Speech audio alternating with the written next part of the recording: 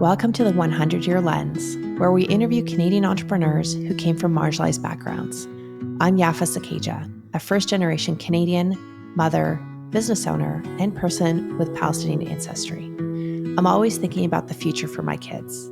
I'm deeply concerned about the environment, global conflicts, and economic patterns in Canada. I've had some successes and failures, and now I'm diving deep, interviewing other founders to understand how we can make sure our kids and our kids' friends can live in a society with peace, stability, and prosperity. I acknowledge that I'm recording this on the traditional territory of many First Nations, including the Mississaugas of the Credit, the Anishinaabe, the Chippewa, and the Wendat people, and is now home to many diverse First Nations, Inuit, and Métis people. So welcome Rula Daood and Alon-Lee Green to the 100-Year Lens. Well, thank you for having us. Thanks. So much. Hi. Hi. So actually, I wanted to give a couple introductions. Rula Daood is the national co-director of Standing Together, and she's a speech pathologist by profession. She's a Palestinian citizen of Israel, born and raised in the Galilee village of Kafr Yassif, and began her activism in her home city and later became involved in promoting Jewish-Arab partnership in mixed cities. So mixed cities meaning Arab-Jewish cities. Before joining Standing Together, Rula worked as a community organizer, organizing events and protests that drew hundreds of activists. And Alon-Lee Green is also with us. Alon-Lee Green is the national co-director and founder of Standing Together. He got his start organizing Israel's first trade union of waiters and a chain of coffee shops, and went on to found Israel's first national waiters union. Alon-Lee emerged as a prominent leader of Israel's social protest movement in the summer of 2011, subsequently served as a political advisor in the Knesset, which is Israel's parliament. And finally, I want to give also a full introduction. If any of you have never heard of Standing Together before, Standing Together is a grassroots movement mobilizing Jewish and Palestinian citizens of Israel in pursuit of peace, equality, and social and climate justice. While the minority who benefit from the status quo of occupation and economic inequality seek to keep people divided, they know that we, the majority of people on the land, have far more in common that sets people apart. When we stand together, we're strong enough to fundamentally alter the existing socio-political reality. So the reason why I became obsessed with both of you and obsessed with this movement is because while I'm born in Toronto and living here and running a small business here, I am Palestinian of ancestry. And to be honest, everything that you are writing are things that I wrote in my diary, not things like the same concepts maybe 10 years ago, but I did not feel that I had the permission to speak this way because I think in the West, we typically feel we don't want to be these like Western saviors telling you what to do, obviously. And so as soon as I saw somebody that looked like me, which is literally you, Rilla, you and Sally, I was like, oh my God, there are Palestinian women living in Israel who say very simple concepts. And so finally it gave me permission to just repeat your concepts. Well, first of all, I don't think you really need a permission to say what you think and what we both come from, I think, a very shared history, but in some aspects it's a bit more different because my way of living where I am living right now is very different from yours. And it's very different from Palestinians who live in the West Bank and very different from Palestinians who live right now in Gaza. But it doesn't mean that it gives people, less permission to say what they think or what they have today or their own stories or the stories they have heard. I mean, I don't think you really need permission by people. I think it's a bigger problem that we think that we need that permission from other people who didn't really, live the same kind of lives that we have lived. I hear you. I hear you. And Alon-Lee, how are you feeling today? I mean, given like today we have possibly threat of war with Iran, which we obviously don't want. How are you feeling today and how is your team feeling right now? We are exhausted this week in ways that it's difficult to even describe. It's a week that started with us getting, a message from our government. All of a sudden, the regulations and instructions are changed. People are not allowed to send their children to school. Businesses need to be aware of a possible attack. And starting 11 o'clock, and it was around 9 in the evening, 11 at night. Be aware that an Iranian attack will probably start. Then at midnight, we get this news broadcast. The Iranian attack has started, and we Yeah. all sit at home learning about more and more flying objects with you know missiles and explosives flying towards us, and we're just waiting to be hit. Yeah. It was surreal. It was out of any normal experience a person should have. And it made us angry. It made us so frustrated and sad that our reality is, that we couldn't imagine that this is in the cards as well for Yeah. 2024. And here we are, in a week that we are shouting at our government, don't drag us into a regional war, don't expand the terrible war in Gaza into more fronts with Lebanon, more fronts with Iran. Instead of it, end this war, the war on Gaza, the war that is creating so much suffering and starvation and killing and destruction Hmm. in Gaza. And it's so frustrating that instead of, um, you know, of the ability to aspire to just end the killing and achieve quiet life, we're talking about a regional war that can explode in everyone's faces Yeah. and put millions and millions of people into terrible misery. So I'm Yes, of tired. course. Yeah. It's at the minimum. I, I can't even imagine what that must feel like. And Rilla, I mean, Rilla, you are of Palestinian Arab ancestry. And I think one question I have for you, because in the West, we're getting a lot of diaspora people saying, Yay, Iran! I'm like, okay, whoa. So, can you explain to people who maybe don't know, and forgive me if this is a very basic truth, like, how do you, as a Palestinian living in Israel, feel when Iran attacks Israel? How does it affect your life? Well, when I think for people who had lived under wars or constant conflicts where you have violence, where you don't have real security, where you don't have, basic, you have a very big difference between the rights that one ethnic group has and another has nothing. And living in the Middle East, especially Israel, Palestine, it tells you all the time, you are some kind of I would say in a temporary situation. You have temporary quiet, maybe some safety, maybe a little more rights that you can enjoy, but any attack that's been done, it's done on people. I know when we speak, the bigger language, and especially on the social media, people say it's Iran versus Israel, and it's Iran finally somebody stepping up and showing Israel, these kind of talks.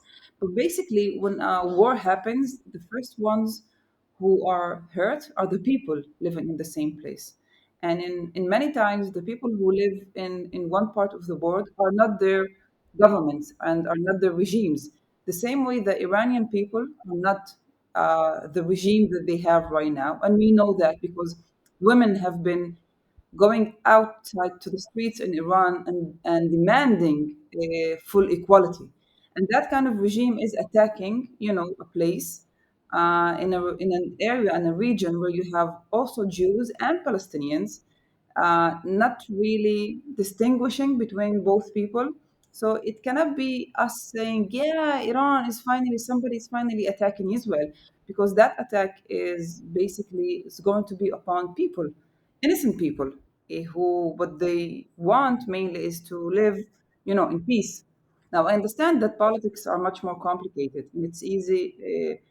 And when we say different statements, other people can hear it in a very different way. But still, when the attack happened, well, the only one that really got hurt was a Palestinian Bedouin girl from the south who didn't have a place to be with her family. And right now, she's in the hospital with severe injuries in her head.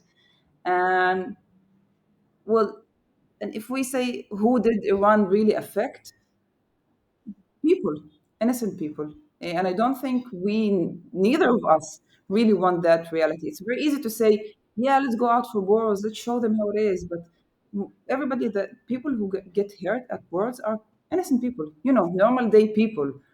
Most of them didn't really choose what is happening. Of course. I mean, of course, I think it's obvious to people living or people that have family living in the land. Yeah. I have family living in Jerusalem. I have family living in Ramallah. So, of course, when there are attacks on Jerusalem, my family as Palestinians also could be under attack. And so I thought, but if you want Palestinians to live, why would you attack the same small country where we're all living together? So, or sorry, you are all living. I'm living here in Canada, but Also, why would someone want war? Why would someone praise an action that could lead to a greater war? We need to demand to end the war. We need to demand Israel, of course, to end the war. But Hmm. praising Iran attacking Israel is actually praising a war. Yeah. yes, thank you for saying that because I think it's important that it's very crystal clear. Um, I have a question that might sound obvious to you, but in the West, and especially as being part of Palestinian diaspora, in my echo chamber, while I'm trying to break out of my echo chamber, but I see a lot of people who really assume that it is possible to go back to one state called Palestine and that we will dismantle the Israeli system and government and go back to how it used to be. And so Hmm. for me, this is not realistic. It's not moral. It's not in reality. But I find I don't live in the Holy Land. You live in the Holy Land. So, Rula, can you just address this Hmm. simple concept and maybe help us understand how you feel when you hear people saying this on behalf of Palestinians Hmm. living in the West? Well, well, that will take us to a bit more to history because when we went to the U.S. And we came to Canada, like 4 weeks ago, a month now, I was a bit overwhelmed by how people outside think and see us and what kind of solutions people have. And I do understand that there is a big difference between, again, Palestinians who live inside of Israel and have Israeli citizenship, between Palestinians who live in the West Bank and people who live in Gaza who live under occupation, military occupation, under siege, and Palestinian diaspora. And the conversation wasn't easy with many people. And I'm not here to tell people what they should be thinking, but I do want to emphasize maybe some facts that are also related to our history. I was brought up in a home by Palestinian parents, Palestinian grandparents. My identity was really clear to me, but I am also part of the Israeli society. That is my identity, what I am born into. And I do know that in our history, that's one thing we always say, that we as Palestinian people, we've never had our independence as a nation. There was always some kind of the Turkish Empire was here, and then the British Mandate was here, and then in 1948 the Nakba and the declaration of Israel as an independent state. So we as people have never really had independence to say, okay, this is our country, the country of the Palestinian people. And I think I believe it is very acceptable. It is also natural for people to want their independence, to be part of something that relates to them, to their identity and who they are, and serves them as well. And right now, we don't live in that kind of a society. Being Palestinian in the Israeli country, Israeli regime, means being a second-class citizen, not having the same rights as Jewish partners and citizens. And I do want full, equality. I do want people to understand that I am a Palestinian, I don't want to be discriminated against because I am Palestinian. Now, do I see that by happening by declaring a state that is it is the state of Palestine from the river to the sea with no Jews in it? No, that is not the future I see. I believe that in order to have real justice for people, we need also to acknowledge not just the past, but also what we have today. And I do want for my people to have an independent state. I do believe that there should be an independent Palestinian state because people deserve that. People don't deserve to stay living under occupation and military rule. But I also believe that colleagues and people that I've lived with, work with, like Alon-Lee and thousands others, also deserve to have their independence and security and equality. Now, the kind of future I do want is one that is equal for both of us, that acknowledge both of us. If it will be called Israel or Palestine, I don't really know, but we can't have a future that means eliminating one side. We will always, to have a fair future, a just future, we need to be talking about both sides. And both sides do deserve that kind of equality, security, and also independence. Yes. Yeah. Yes. Thank you for addressing that. And I agree with you 100%. So, Alon-Lee, you're one of the founders of this phenomenal organization. Can you walk us through? Really curious about where you got your entrepreneurial spirit from. How did you find the courage to start this movement? Do you have any other entrepreneurs in your family, or is this something that you just like? How did you start the movement? And can you tell us a little bit more about that? It's an interesting question about my family and whether it comes from something inherent or with me. But I guess that in an early stage of my life, I learned that equality or fairness is not something that is given to you, is not granted. It's not something that is around you. I'm coming from a very small family, a single parent that really struggled financially, and Tel Aviv is a very expensive city. All the children around me and my twin brother were, doing much better than us, and I think I felt the gaps in very early stages. Um, Later on, I understood I'm gay. Another part of feeling that the world around me is not fair, that there's not equality, feeling that you didn't choose for something to happen for you, but you're still suffering from it. You're still paying a price for something that is just, you wish for it to be gone at that age. Um, and I think that the first moment that this thing turned into interpreturance, how would you say it in English? Mm.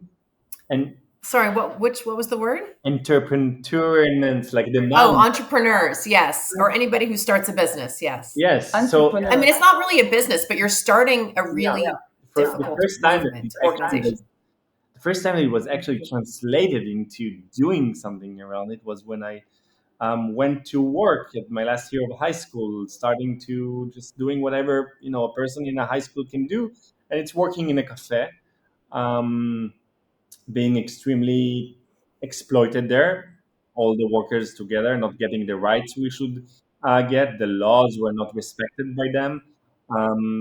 So instead of leaving or going or accepting it or going to work in a different place, I organized the workers instead.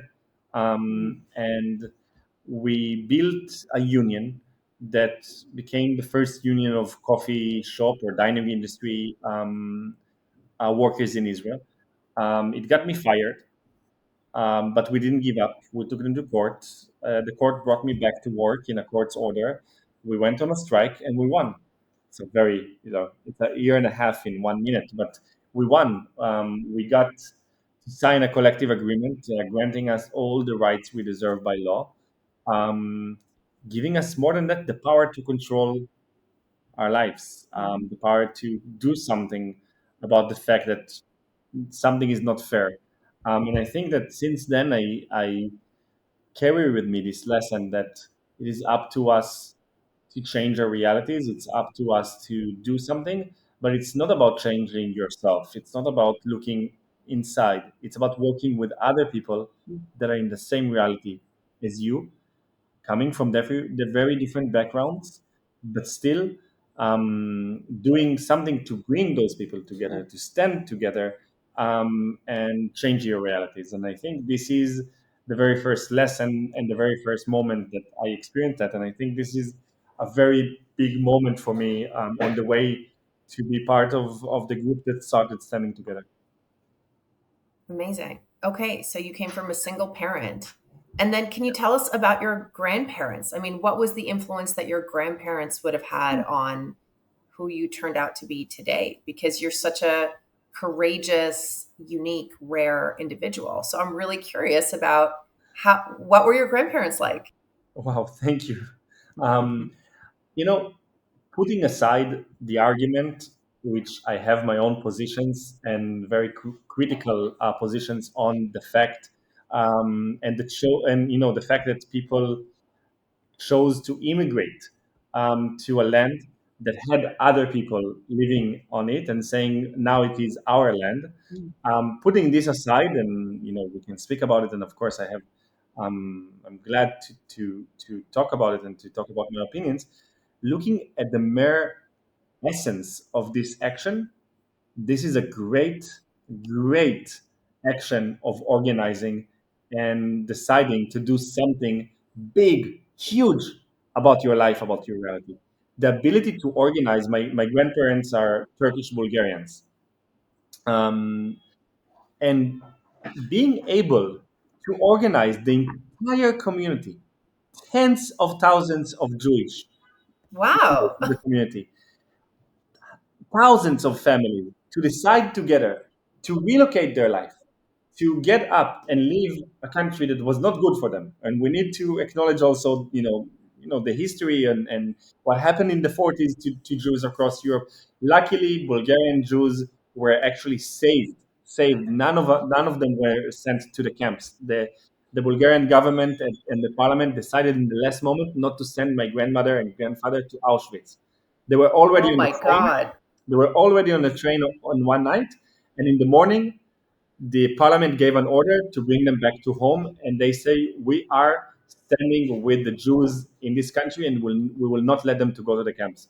An amazing decision, and of course, it does leave something in you where you were almost sent to your death. Yeah. So I acknowledge this part of history, and I'm not ignoring it, but just looking at the technicality and the essence of organizing the entire community to get up and move and to build your life somewhere else, this is a great act of organizing that unfortunately came in the expense of a different people. That is something that we cannot agree with. But still, I think there is something, you know, amazing that you can extract out of it and understand that people had the ability to really affect their lives in a great way. Wow. Yeah. What a remarkable origin story, because I respect what you're saying that we might, and I absolutely have different concepts from my grandparents, for sure, 100%. We have different ideas about politics, but for you to, I think, share that origin story as a backdrop for how you're able to now, moving forward, organize thousands and hopefully hundreds of thousands, or maybe one day millions of different types of people that look different from each other to stand together is just really amazing. So thank you for helping us with that origin story. And then Rilla, I ask you the same questions. Like, tell me about your parents and your grandparents and Hmm. what were they like and what did you draw from them? Hmm. Well, I grew up in a bit less than a middle class family. My mom and my dad. My dad used to be the secretary in the high school in my village, and my mom started working in some office job when I was 20 years old. We're like four brothers and sisters, and we're that kind of old school kind of family that my mom raised all four of us. She didn't go to work, she stayed home, It was also, I think, different times. But we grew up, all four of us, in a home where we understood from the early ages, like my dad made it very clear to all of us that we are a minority. And what minorities do is they excel. They have to be the best. They have to be better than the majority because you will be having difficulties in every aspect of your life. So he always pushed us to do more. So we had to be the smartest kids, the most successful kids, the one who had everything, even if there was no money at home. He would, buy us. We were the first family who had the first computer in my neighborhood. And I didn't come from a family where we had, real money. So he always pushed us to be, to excel. I would say that would be the word. And he did it sometimes in the hard way. Like you have to do it, even if you don't like it, you have to do it because this is how life will be with you. And he was correct. And growing up as a Palestinian in Israel is not easy. You have many obstacles in front of you. My grandparents, but there was a very huge difference between my mom's family and my dad's family. I think from my dad's side, there are 12 brothers and sisters. So I have many uncles and aunties from my dad's side. My mom is smaller. She comes from a family of five. And the first time I think I've heard the stories about what happened to them during the Nakba, it was when I was 21 or 22, because in our homes we don't speak the story of the Nakba. It is not something that they shared. I don't know if it's because they were afraid or it was too traumatic to them, but they wouldn't share. And the first time I heard my grandma talk anything about the Nakba from my mom's side was on the second war with Lebanon, where there were missiles coming from the south of Lebanon to her village, who's next to the borders with Lebanon.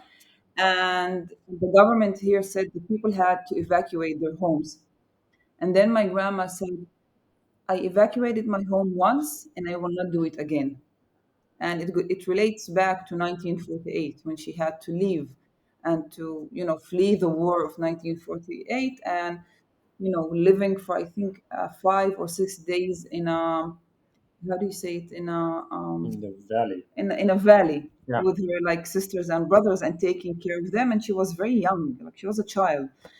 So that narrative, the Palestinian narrative and trauma of not leaving your home is very strong, and we are brought up in these places where we understand the meaning of home, of a land, of even an olive tree, and how we treat these things because it's inherited in you because what your grandparents lived through in 1948.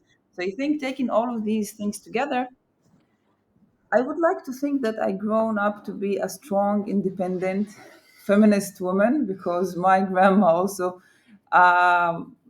went out to work at a very early age, which was not accepted in our community. But she did that because she understood she needed to work and bring money. So I think the influences I've had, helped in shaping I would say, strong, independent woman. I would love to think so. Yeah.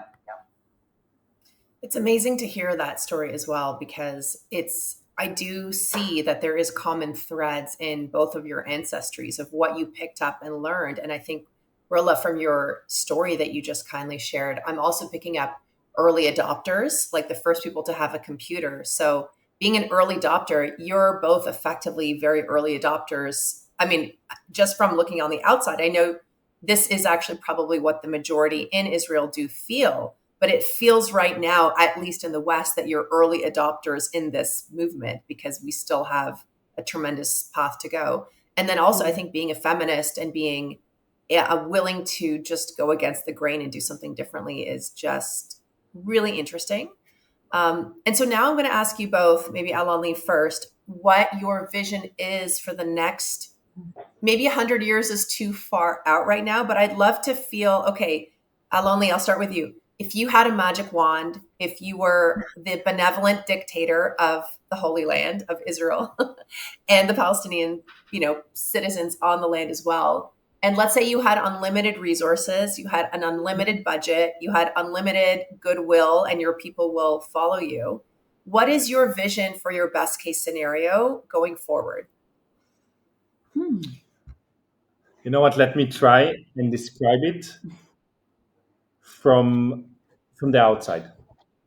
In this point in the future, your friends of the friends of you and your family's descendant in 100 years, they will decide to get up and pack a bag and put a swimsuit inside, put some summery outfits and a nice hat inside the bag, but they will also put a costume inside, and they will buy a ticket to Israel slash Palestine or whatever it will be named, and they will come here to celebrate Purim, which will become the biggest carnival on earth in the Middle East, because there will be peace, and people from all across the Middle East, from Lebanon and Syria and Jordan and Egypt, and of course Palestine and Israel, will come and celebrate this Jewish holiday that right now no one can come and celebrate with us, but it will become an international moment like the Carnival in Brazil, right? And people, millions, will celebrate in the street these 3 amazing days um, of the amazing Carnival of Purim. And just a few months after, there will be another huge moment here when people from all across the world will decide to come here and celebrate Ramadan, and they will see amazing towns and cities Yeah. celebrating with the lights and food and night markets through the night, and people will say, wow, this is the most amazing location and tourist destination Yeah. to come. And this is what this land can be Mm. in not 100 years. It can be that in decades, in less than decades, if we will decide. And it can be something that for us will start to be normal to think about our lives, about our existence, about our land in terms of normality, in terms of prosperity, not in terms of just surviving. Because right now we're thinking about surviving, Mm. and it's not good enough. I mean, it's necessary. It's something we demand. It's something we cannot bypass. We have to demand and to Yeah. survive because people are not surviving. 14,000 Palestinian children were killed because of our bombings, were killed because of jets flying above their heads and dropping a bomb on them because their life is not worth something for the Israeli regime. This is about surviving, but we cannot stop with surviving. Yeah. We need to demand to prosper on this land. We need to demand to have the best lives we can have. And unfortunately, no one even thinks about it right now. Mm. Thank you so much for sharing that positive vision because it's so refreshing to hear um, positive visions. I think if we're all able to manifest this together as a collective, we can all hopefully work towards that of not just Yeah. surviving, but thriving and being prosperous. Rilla, I ask you the same question. Tell us Mhm. about your vision for the future. Huh. Well, I've never imagined how can our future really look in 100 years. We just like we are living, I think one of the harshest periods and years. Like there are catastrophes every day, each and every day. Not, I'm like many bad things have been happening, and I'm like, are we that generation that lives in just like in wars and in conflicts? Is that the kind of life we get? Like, my generation. So I don't get to have that kind of a positive. So thank you for that question because I will try to think of what kind of future do I want. I think, I would love to have a future where I don't think that, there's always a competition, that everything we celebrate is related to death or to some kind of a struggle. I would love to be in a place where we can prosper. We can really prosper. I I do want to live in a land that respects, you know, all the nations living in it, that gives the ability for other people to be part of that nation, of that place. I do understand that we live in the Holy Land, and for many people that is, a big thing. For us, it's like, an hour I can be in Jerusalem, an hour and a half I can be in Bethlehem, and Haifa is here, so it's like this is where we live. But I do think of this place because many times when we walk in the streets of Jerusalem at night, you know, you kind of feel something ancient. It happens also in the streets of Jaffa, of old Jaffa.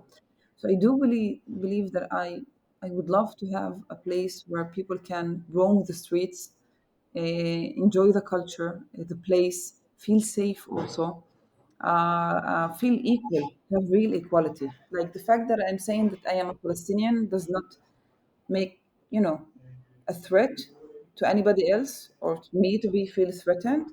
But also the same thing for the Jews who are living here. I do want to live and have a future where many Palestinians who dream of coming back or seeing or feeling or even, the smell of Palestine, that they can have, you know, that thing of returning, of even visiting. I do want that kind of future because I understand it's, essential, it's needed, it's a must for most of us. And I do wish that we can, celebrate one day, all of us going to the olive trees and harvesting them in the winter, because I think this is one of the beautiful, most beautiful Palestinian thing that you can really do in your land. I wish we can come to a place like that. I want a country where I am equal. I want a home that I can call mine, that feels mine, that I don't have to be in a constant struggle. And I do wish we can be there soon. I don't want it to be in 100, 200 years because I think all of us deserve that place soon. And for me, I can say that this is what we are working on as a grassroots movement. We do understand it's becoming harder, uh, but we believe that where there is struggle, there is hope. That is our motto in standing together. Yes. Yeah. This is wonderful. I love this. This is a beautiful vision, and we need to help you. We need to help you achieve this vision. I think for me, I definitely grew up in a not I want to say like a mixed household, mixed of like traditional values versus more modern values. I feel like I'm a feminist as well, like you. My father was a feminist and he always used feminist words, and I think he's very unique as a Palestinian father. I know a lot of Palestinian fathers are very like want equal rights for their women, especially today. Sorry, and their daughters, their wives. Like I shouldn't even Yeah. say that for their women. But I think growing up with that as like table stakes. I also didn't have any brothers. It was just the two of us girls. So I wonder if that was also different. I wonder if I was maybe raised as his Yeah. firstborn son That almost, would be different. versus if I had a brother, what would it Yeah. be like? But I wanted you to kind of comment on what is it like being a female Palestinian in this movement, and do you see a possibility of a Palestinian or a Palestinian female ever becoming part of the executive leadership of the Israeli government and the Israeli Hmm. Knesset one day? Well, in this, well, standing together, I mean, it is my first political home because it is the first home that enabled me to, it gave a place to my identity. And when I say identity, I mean, my ethnicity, me identifying as Palestinian. Like, there is no, at the entrance of standing together, they don't ask you, are you a Israeli or not? That is not the question you were asked. The question you are asked is, do you believe in equality for all? Do you believe in freedom for all? Do you believe that we need to struggle together in order to get these things for everybody who is living here? These are the kind of questions you ask when you join standing together. And it opens many doors to many people. And of course, to Palestinians who live inside of Israel. But it's always hard, still hard, when we are especially Palestinians and women to find our place in this political arena because it is very, it's the man's world, kind of. They say the things, they speak out loudly. It's their place, it's their space. And when you come, as a woman to a field of politics, we have too many men and many times old men telling you what to do and how to do, you feel threatened in many ways. And standing together is there's some kind of a safe net for you, and especially because you get to meet also young leaders, whether they were like women or men, Palestinian or Jews. So it gives you a lot of, you know, safety to be able to say what you want to say. Because as a minority, you are basically taught each and every day through your 18 lives to not speak up, to be quiet, to just go with the flow because you are a minority and this government can do many things to you. So standing together, there was this feeling of you can say you have your place, you just claim it, kind of, and it did give me a lot of place and a lot of strength also to be part of something political and call it a political home. And inside of the part of Israel, there already have been, women as Knesset members, Palestinians. You have both men and women. You have, Palestinian parties, Palestinian Arab parties inside of the Knesset. Now, were we ever part of the coalition of this government? We never. Do we want to be in a place where we are a coalition of people who, are really the ones who are making the decisions? My answer is, of course, yes. We are 21% of the people who live in Israel, of the citizens of Israel, and we do deserve representatives of us who can bring, our issues, the daily issues. And but if you're asking me, do I want to be part of something higher in politics? Well, I would tell you I don't know yet. That is a question I ask myself, but I do think, I am a politician. I am not just an activist. Everything we do is about politics. It's about making real difference and real change, and that is politics. Yes. Yeah, Yes. No, I mean, thank you for sharing that.